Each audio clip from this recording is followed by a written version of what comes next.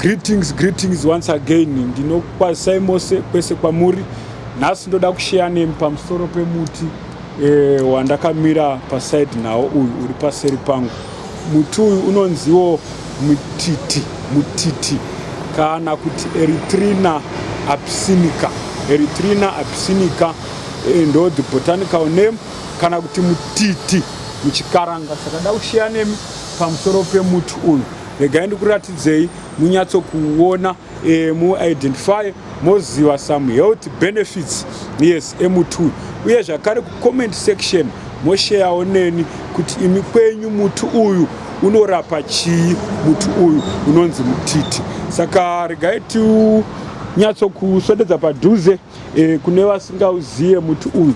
Ndowamuri kuona uyu unoita masikwati akadai, unoita masikwati akadai. Uyu ndiwo mutiti uyu uri panapa. Awa ndo mashizha acho emutiti, ndo mashizha acho emutiti awa. Ndiwo unonzi iwo mutiti uyu. Unoita mathorns, unoita minzwa, uye zvakare unoita maruva akadai so.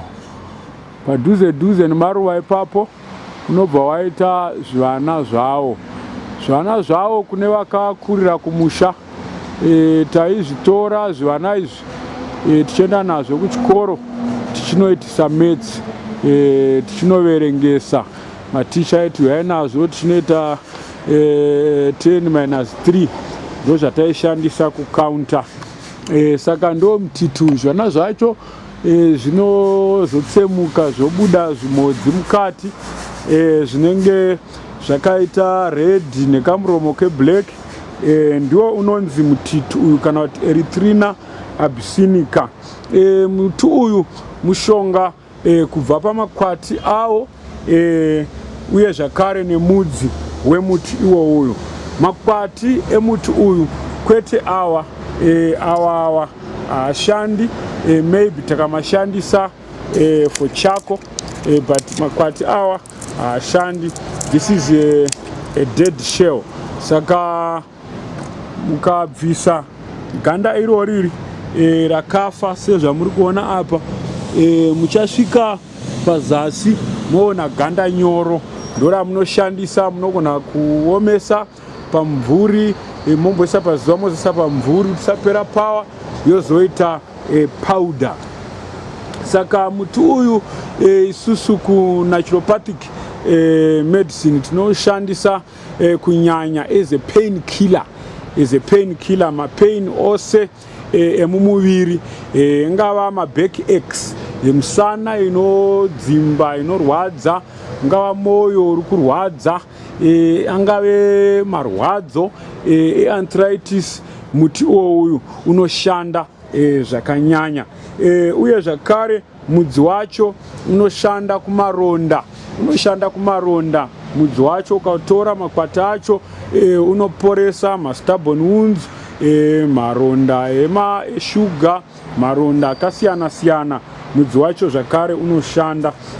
Uye zvakare mudzi wacho iwo unoshanda kuma sexual transmitted diseases, ma-STIs. Saka muti uyu wakakosha zvakadaro, unoda kuzikanwa. Saka ndo zvandati tishare nemi pamusoro pemuti iwo uyu. Dose vanhu vazhinji they don't use natural medicine because of the dose. Saka vanoshandisa amwe ma-medicines because ane dose, but many of all those medicines akawanda acho anobva kumiti yakasikwa naMwari, kuzvirimwa zvatinowana magadheni nemaminda. Zvozoprofewa, zvozoitwa zvazvinoitwa, zvazoiswa malaboratories, zvozoiswa dose. Saka dose zvandataura izvi, you can use 2 teaspoons, that's a normal dose for my natural medicines. Outside or inside 2 teaspoons of the powder mumvura inodziya. You don't boil, boil natural medicine, lose power. Saka noboilisa mvura, woisa 2 teaspoons zako the powder, woisa mumvura wobva waisa mvura iya inopisa pamusoro. After 20 minutes unogona hako kunwa kana kuwacha kusuka maronda ako kumaklina. Saka ndo dose. So brothers and sisters, I wanted to share with you about this tree. In my vernacular language, I call it Mutiti.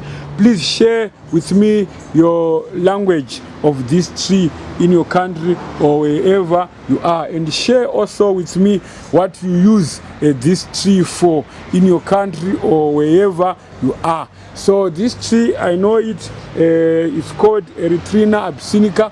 That is the botanical name. In my language, it's Mutiti. So you can use the bark extract of this tree for backaches. So this tree is known as a painkiller. It's good for killing some pains in our body. So heart pains, backaches, inflammations for arthritis, for some pains of arthritis, inflammations, maybe you have pain in your legs, it can treat all those pains. Also, this tree, the root infusion is good for sexual transmitted diseases, some STIs. It's good, this tree. It can help you to treat those diseases. Also, this tree is antibacterial, antifungal, and cytotoxic. So it's good also even for some types of cancers. This tree is good for that. So this is I wanted to share with you today. I wanted you to know these trees. Yes, so it's good to familiarize yourself with these indigenous trees, indigenous medicines. Some of us, we know about the time of no buying, no selling.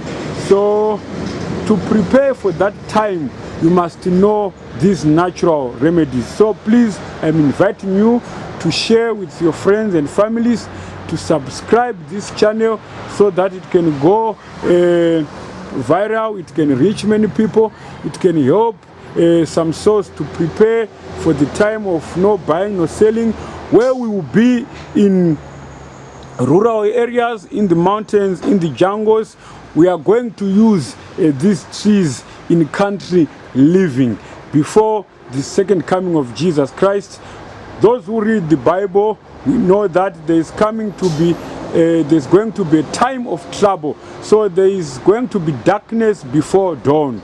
So to prepare for this darkness, we have to stand firm in the Bible. We have to believe in our personal Savior Jesus Christ. We have to know these natural remedies to prepare ourselves for the coming storm, where will be no buying, no selling. So this is the medicines you are going to use in countryside, in the mountains, wherever you are going to be, when you are not going to buy or sell. So please subscribe, please share, please be blessed. So we are going to share about bush medicine, jungle medicine, natural medicine from God's farmers himself. Is the one who created these medicines for us to use on this planet Earth. So be blessed. May God be with you all. Amen.